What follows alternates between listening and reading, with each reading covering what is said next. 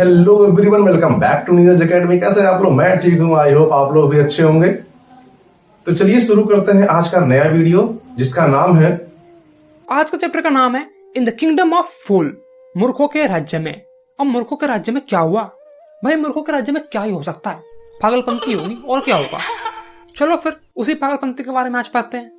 तो देखो यार, उस मूर्ख राज्य का जो राजा और मंत्री था ना, उन्होंने सोचा कि हमें कुछ अलग करना चाहिए, कुछ ऐसा जो आज से पहले किसी राजा या किसी मंत्री ने अपने राज्य में ना किया हो।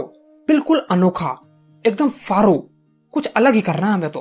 अब उन्होंने सोचा करे तो करे क्या भाई। तो उन्होंने डिसीजन लिया और कहा अपने राज्य के सारे लोगों से कि देखो, आज से सब लोग दिन में सोएंगे और रात में काम करेंगे, और जो इस रूल को फॉलो नहीं करेगा उसे मार दिया जाएगा। अब भाई सब डर गए, सबकी हवा टाइट हो गई, सबने राजा का आदेश मान लिया और उसका पालन करने लगे।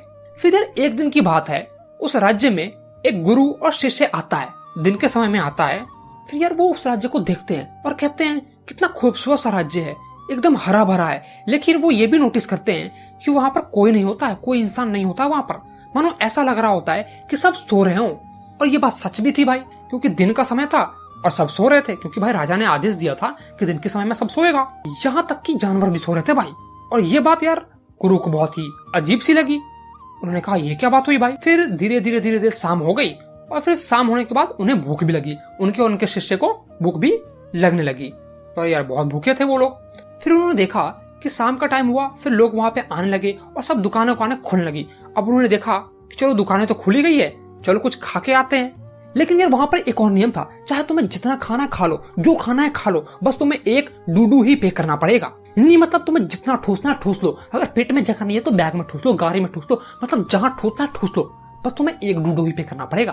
यार डूडू जो है वहां की करेंसी है। नहीं मतलब बढ़िया स्कीम है भाई। नहीं मुझे तो लगता है भारत सरकार को भी ये स्कीम फॉलो करनी चाहिए। क्यों, क्या कहते हो मोदी जी? अरे ओ मोदी जी, यार देखो मोदी जी तो मेरी बातें नहीं सुनेंगे। चलो वापस मुद्दे पे आते हैं, अपने कहानी पे। फिर यार ये सब अजीबो गरीबो हरकतें देख के गुरुजी समझ गए कि यहाँ पर रहना ठीक नहीं है, यहाँ से निकल लो, जितनी जल्दी निकलना निकल लो, कल्टी मारो यहाँ से। और वो वहां से चले गए।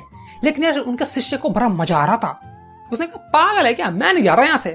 मतलब एक डूडो में सारा सामान मिल रहा है खाने पीने का, और इसे छोड़ के चला जाऊं मैं नहीं जा रहा यहाँ से। और वो खा खा के भैंसा हो जा रहा था। नहीं मेरा मतलब है मोटा हो जा रहा था। फिर यार कुछ समय की बात है, उस राज्य में एक घटना घटती है। एक्चुअली में होता यूं है कि एक चोर एक बड़े मर्चेंट के घर में चोरी करने जाता है, और जब वो चोरी करके लौट रहा होता है तो जो उस मर्चेंट का घर होता है ना, उसकी जो दीवार होती है वो बहुत कमजोर होती है, और वो चोर के ऊपर गिर जाती है और चोर बेचारा मर जाता है। अब चोरी की है तो उसकी सजा तो मिलेगी, लेकिन इतनी बड़ी सजा ना यार, ये तो गलत हो गया उसके साथ। अब यार उसका भाई जो है वो राजा के पास जाता है और राजा से कहता है, राजा साहब, मेरा जो भाई रोज बहुत दिनों से काम करते आ रहा था, वो आज भी वही काम कर रहा था, मतलब चोरी कर रहा था। लेकिन इस मर्चेंट ने अपने घर की दीवार इतनी कमजोर बनाई जिसके कारण मेरा भाई जो है वो मर गया। अब मुझे इंसाफ दो आप। अब यह राजा ठहरा बड़ा दयालु इंसान। उसने कहा हाँ यार इसके साथ तो गलत हुआ है, मैं इसे इंसाफ दिलवाऊंगा। और उसने अपने सैनिक से कहा जाओ उस मर्चेंट को लेके आओ। अब जैसा कि राजा ने कहा, सैनिक गए उस मर्चेंट को लेके आए। और फिर राजा ने कहा हाँ भाई, तूने अपने घर की दीवार इतनी कमजोर क्यों बनाई? देख तेरे वजह से इसके भाई की जान चली गई है, अब तुझे तो फांसी होगी। अब यार मर्चेंट डर गया, उसकी फटके चार। उसने कहा ठहरिए महाराज, क्षमा चाहता हूं, लेकिन दीवार तो उस बिल्डर ने बनाई थी, इसमें मेरी क्या गलती है? अब राजा सोचा हाँ यार दीवार तो उस बिल्डर ने बनाई थी, इसमें इसकी क्या गलती है? फिर उसने अपने सैनिक से कहा जाओ उस बिल्डर को बुला के लाओ। अब बिल्डर आया तो बिल्डर को भी सारी बातें राजा ने बताई। देख भाई ऐसी ऐसी बातें हैं, तूने इस मर्चेंट की दीवार इतनी कमजोर बनाई जिसके कारण इसका भाई मर गया, अब तुझे फांसी होगी। अब बिल्डर बोला अरे यार ये मेरे मत्थे कैसे आ गया?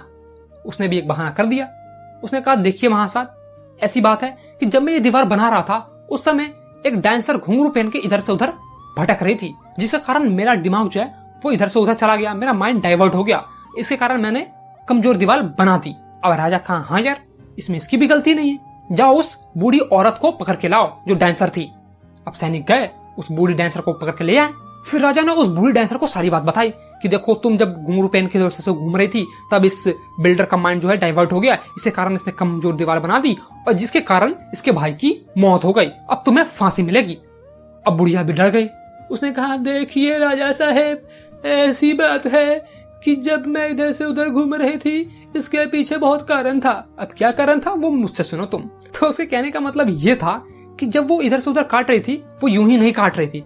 एक्चुअली उसने सोनार को कुछ जेवर बनाने के लिए दिए थे और वो उसे चाहिए था। तो वो सोनार जो है वो उसे कह रहा था कि थोड़ा शाम में आओ, 1 घंटे बाद आओ, 1.5 घंटे बाद आओ, और ऐसे इधर से उधर उसे करवा रहा था। और सोनार उसके जो भी जेवर थे वो नहीं दे रहा था। इसके कारण वो इधर से उधर कर रही थी। इसके कारण माइंड डाइवर्ट हुआ और दीवार कमजोर बन गई। दीवार कमजोर बनी तो चोर के ऊपर दीवार गिर गई और चोर मर गया। फिर राजा ने कहा हाँ यार ये भी बात सही है, इसमें तो इसकी कोई गलती नहीं है, जाओ उस सोनार को पकड़ के लेके आओ।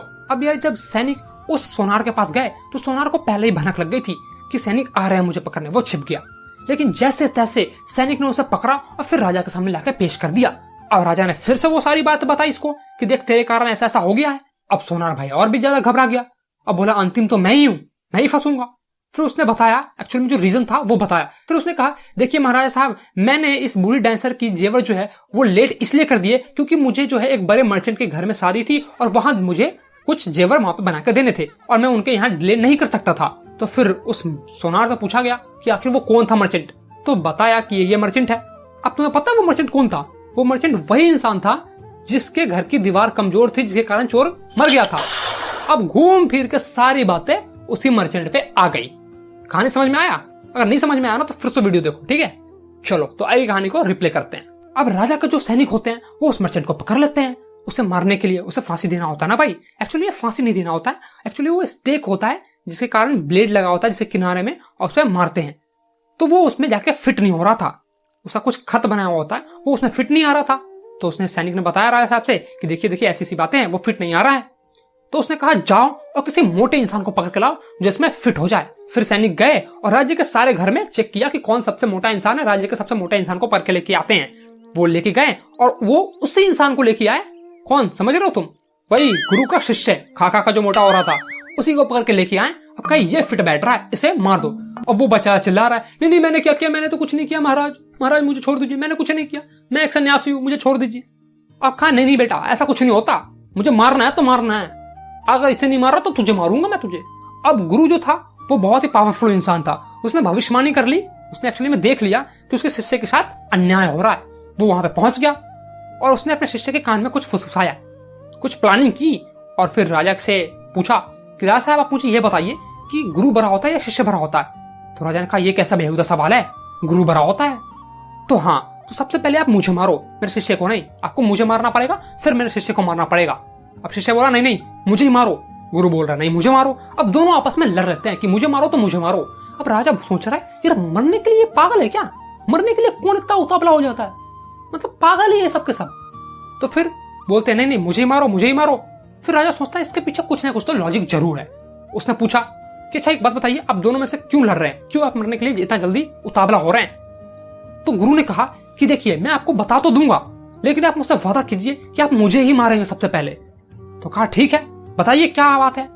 तो फिर गुरु ने बताया कि देखिए बात ऐसी है कि हमने सारे राज्य घूमे हैं, सारे जितने भी यहाँ के देश विदेश के जितने भी राज्य हैं सब में मैंने घूमा है, लेकिन ये जो राज्य है ये अद्भुत राज्य है।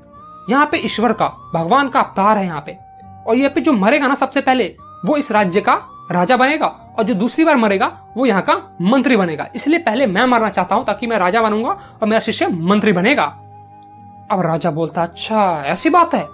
फिर राजा कहता है कि देखो आज तुम्हारे मरने का प्रोग्राम कैंसिल होता है, एक दिन डिले किया जाता है, तुम्हें कल फांसी पे चढ़ाया जाएगा, स्टेक पे चढ़ाया जाएगा, ठीक है? तो फिर राजा अब जाता है अपने मंत्री से बात करता है कि देखो ऐसी सी बात है, उस गुरु ने हमें बताया है कि जो पहले मरेगा वो यहाँ का राजा बनेगा। अब राजा सोचता है यार अब मेरे राज्य का राजा कोई दूसरा नहीं, नहीं मैं ही बनूंगा राजा तो भाई।